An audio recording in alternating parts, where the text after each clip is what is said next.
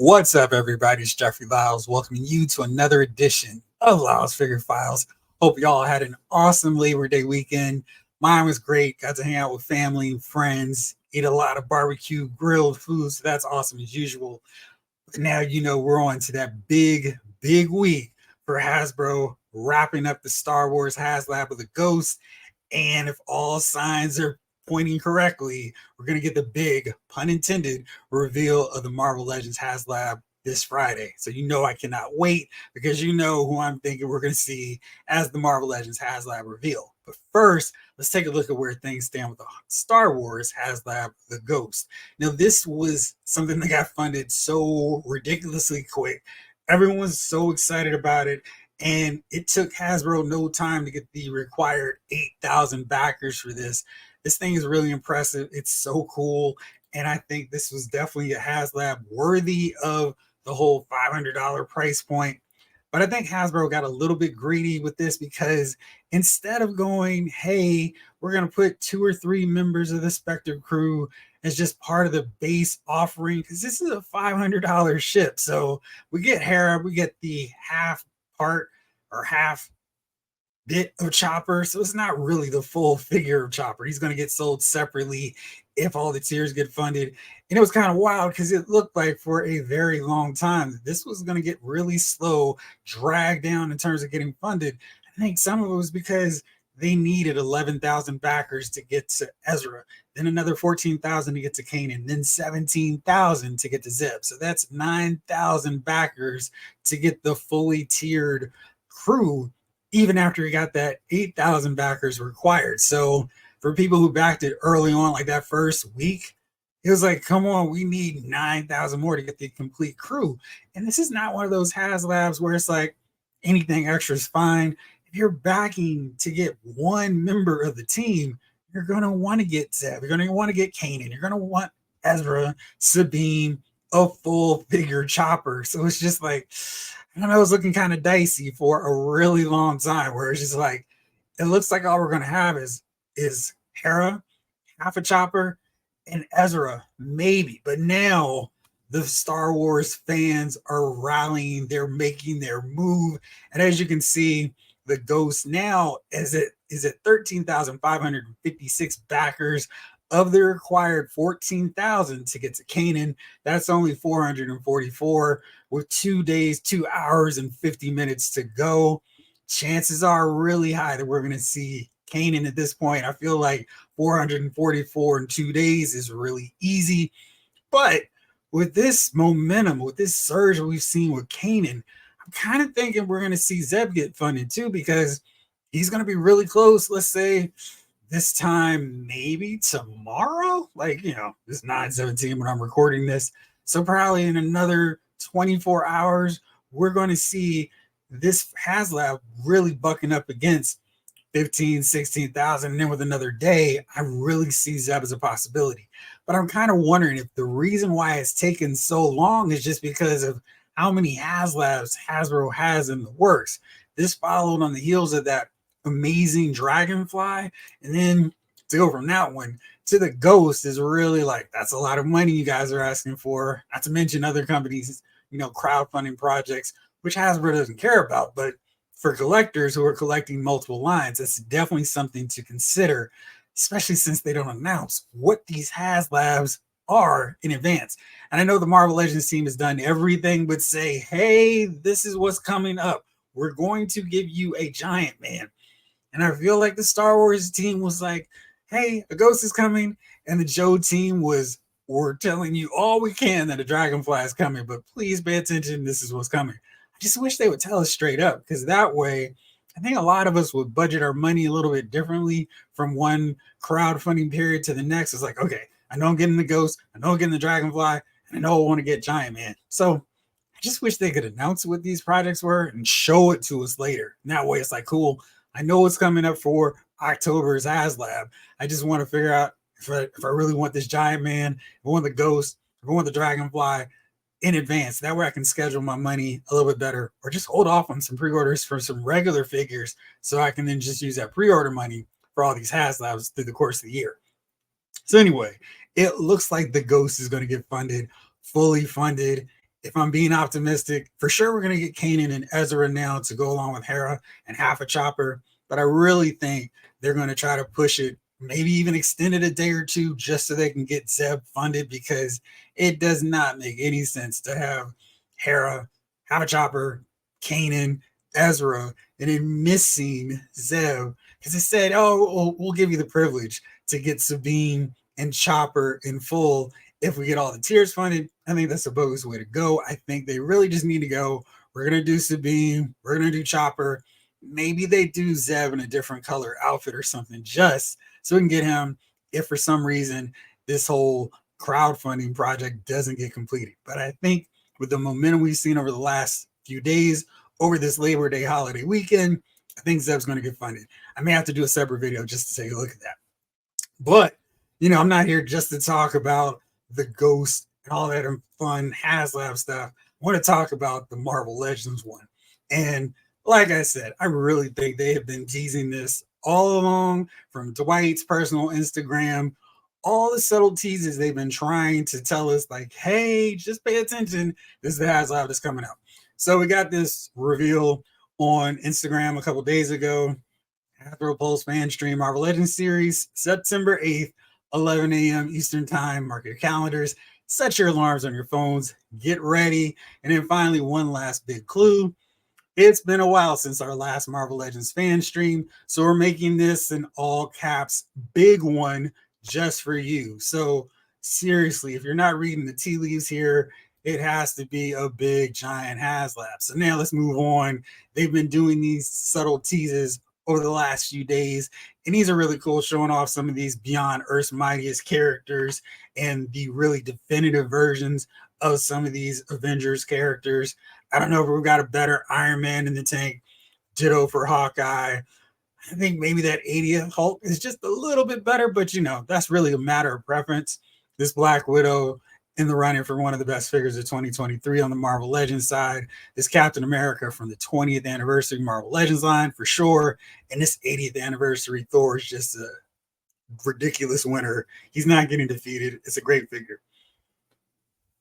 And then you see in the background here, this very subtle shot of Ultron lurking in the corner. And I'm kind of wondering, well, if I think of villains for the Avengers, he's a pretty significant, pretty big character. And I'm also thinking, hey, we start off with Ultron. Let's think real fast who created Ultron. Well, there's only one character that did that.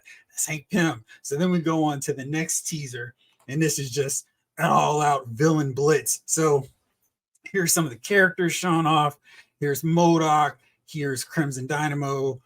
We've got also Red Skull, Thanos, Black Widow, Yelena. We've got Ullin for Thor. We've got Baron Zemo 2. We've got Crossbones for Cap again. Ultron front and center. Zemu for Hulk.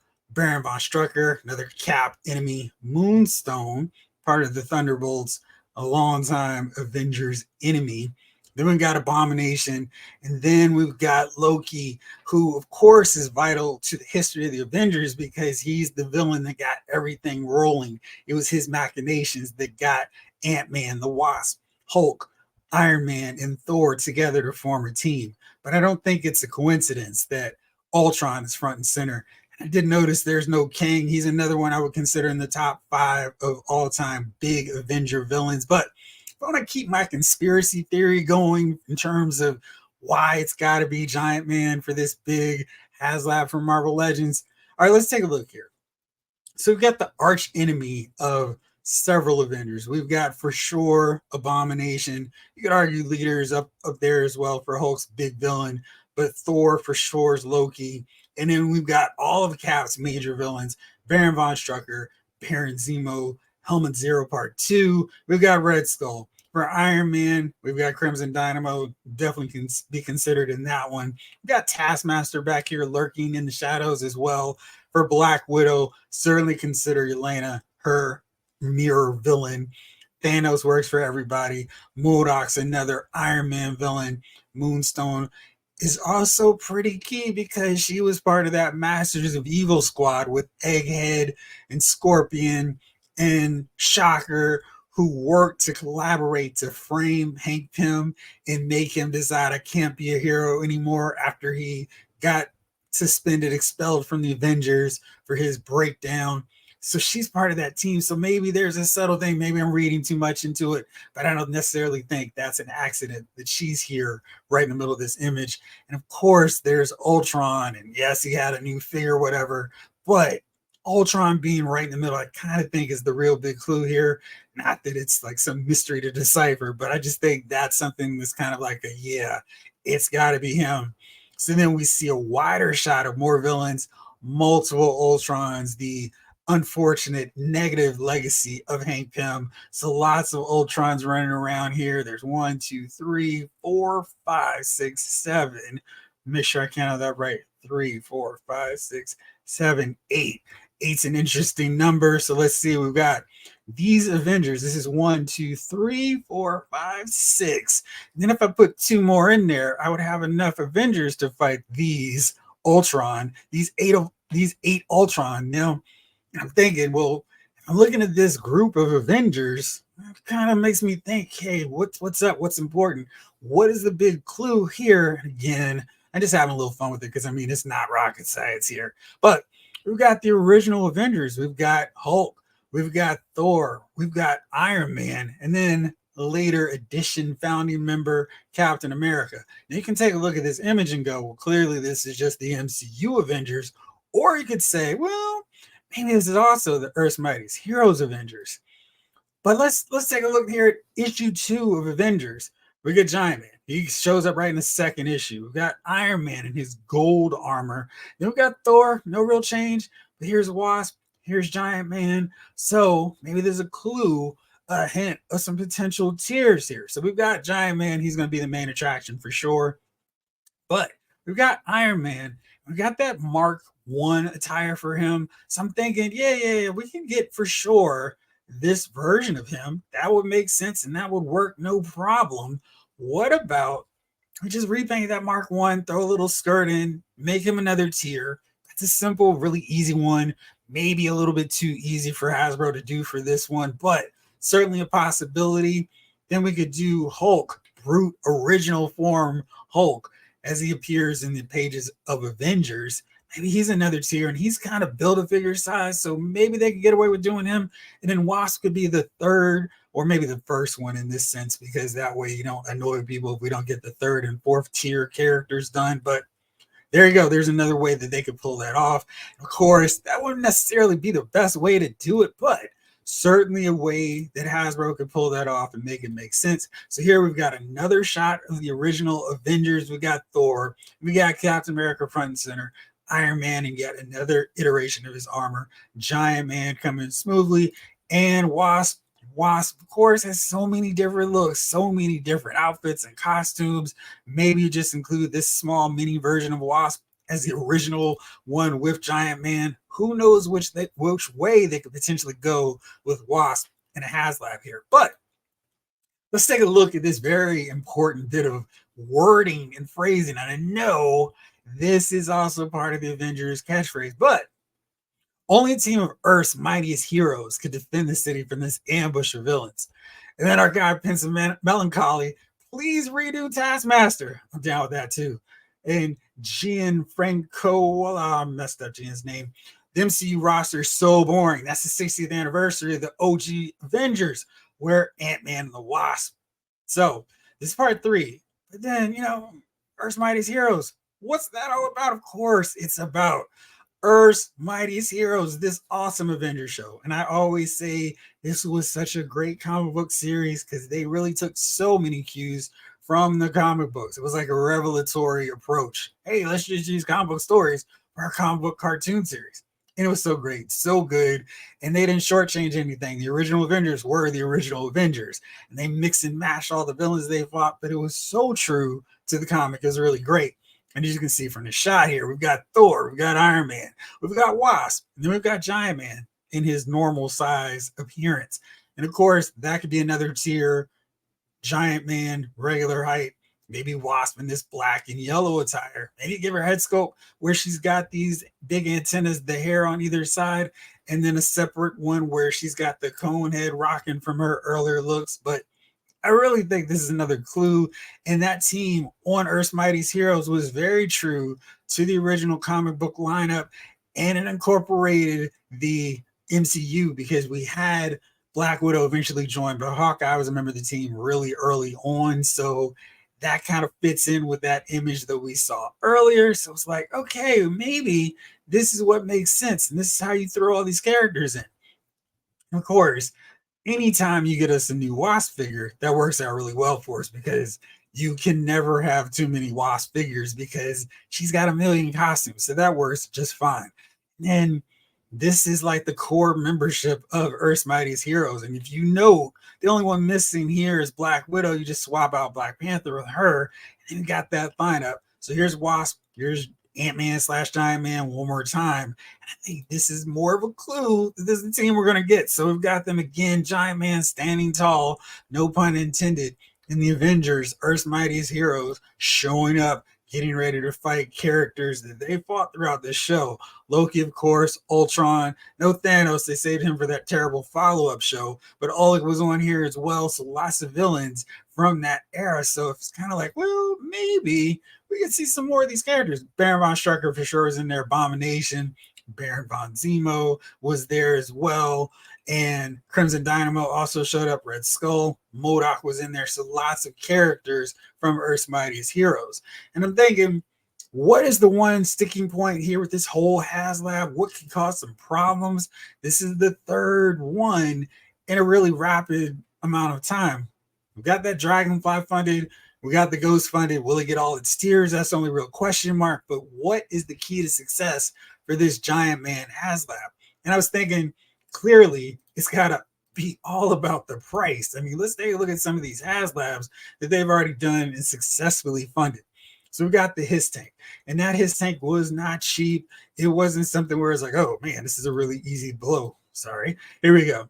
And needed 8,000 backers at $299.99, and they got 26,772. Some of this was because it was a perfect army builder vehicle, but it got funded, and all the tiers got back, no problem, even with this price tag. And then we see the Transformers Generation HasLab Deathsaurus, and that got its 11,000 backers, no problem, then got to 27,442 backers. Note this price point, $179.99.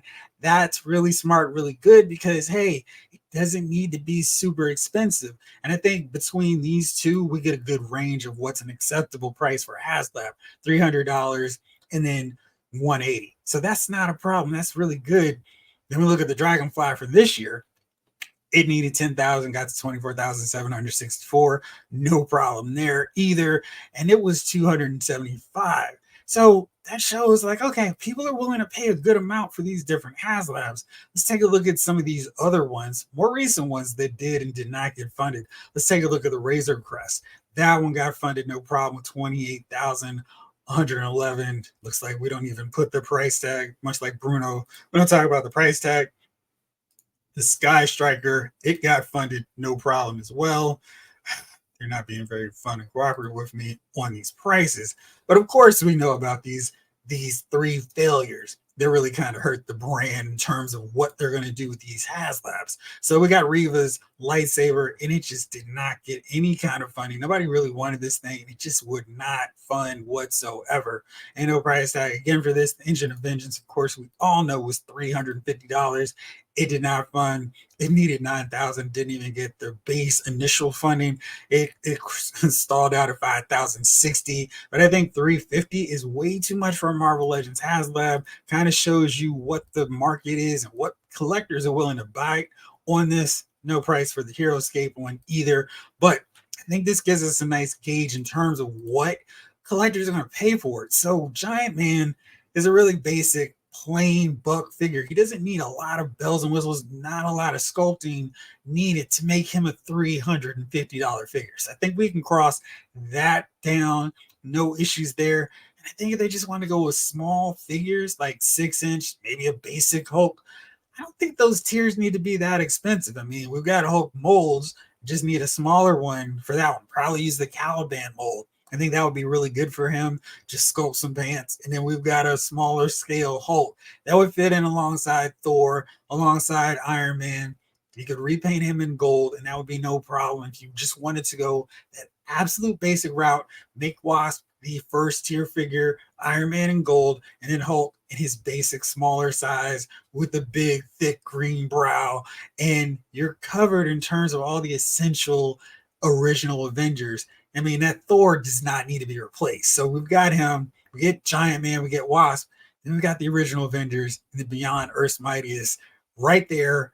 Box set basically all in one setting. You get Thor, you're all set. We got Captain America as well, so we're covered. So I think that's the way to go to keep it affordable and cheap. Maybe that's the price point to get it for 180.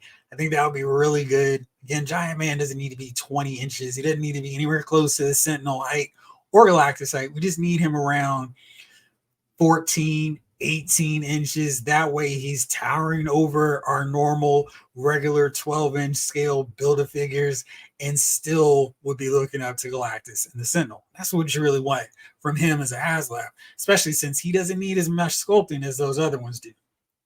So if you go, all right, well, we need to mix it up, make him a little bit more of a draw. We can always sell Iron Man. We can always sell Hulk later. What should be some other tiers?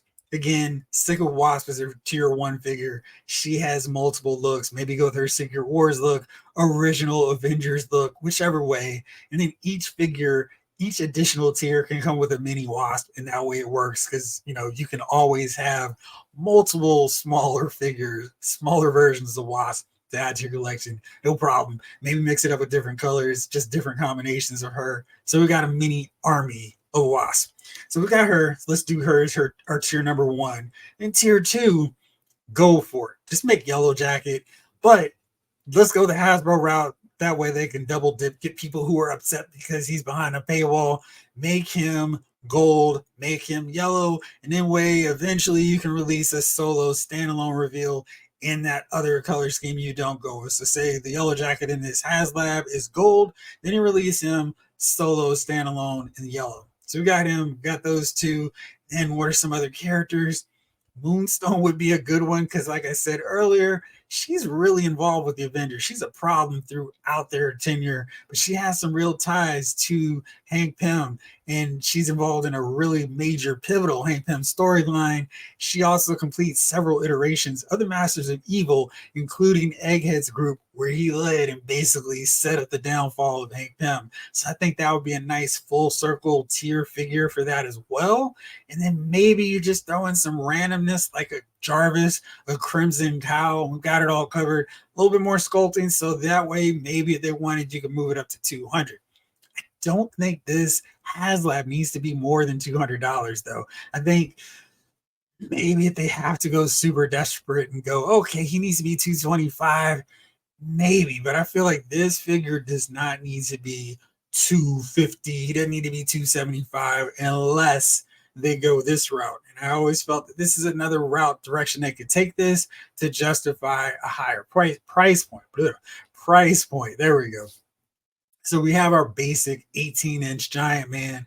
Then you could go creative, do a Goliath who's smaller, basic 12-inch, blank buck, because this is what's important for other ones that you can release later as standalones on Pulse. So you make a 12-inch Goliath, his blue and yellow, fix that crappy one that we have that's based on the Cyclops Icons mold, which doesn't work, has terrible articulation. Now we've got a blank 12-inch mold that you can use down the road for a Clint Barton Goliath, a Power Man, a Atlas, a Goliath 3, Black Goliath. So there's 5 figures right there that you could use that mold for with no issue and no problem down the road if you just create him off that. So then your second tier could be another Wasp. Like I said, she's essential for it.